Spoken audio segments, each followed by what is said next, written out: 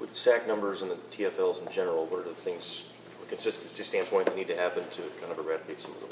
Well, the biggest thing, as you go through as an offense, and a lot of times, it gets broken down into statistics, and I understand that, but the reality of it is we're an 11-person offense. There's 11 guys on the field. So, in order to avoid a sack, in order to have a big run, score a touchdown, whatever, we have to be working together.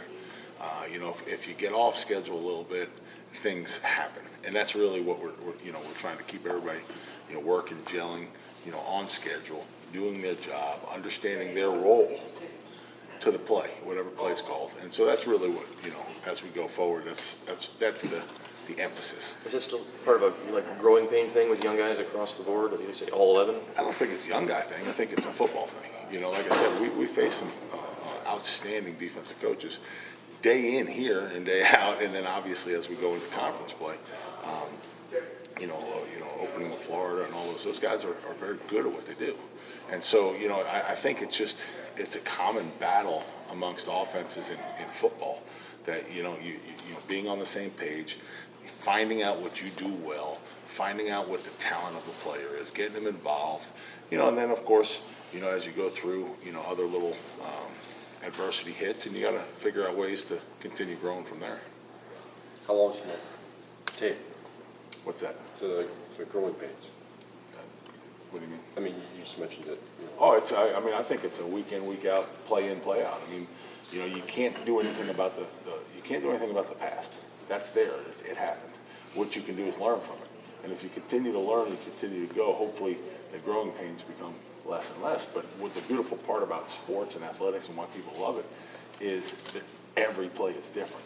Every person you play against is different. Every pass rush is different. Every ball thrown is different. Every read is different. It could be just something as simple as a guy stumbles, and it changes the timing of everything. And so that's really what you're trying to breed confidence in what we do.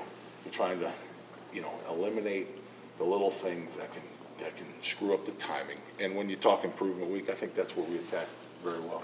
How do you prevent guys from getting discouraged when those things happen, especially early in the season when maybe they don't have a wealth of prior experience to fall back on?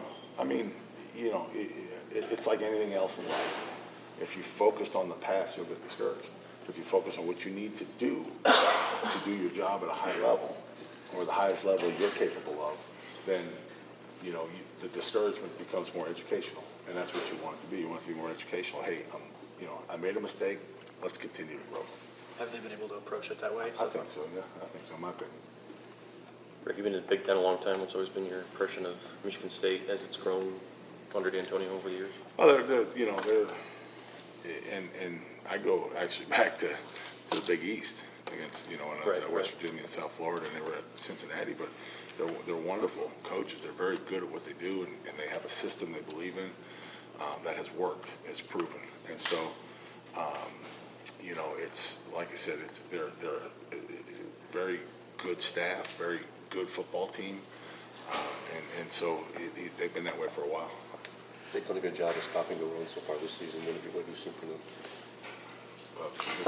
They've done a good job of stopping. That's what we've seen too. So.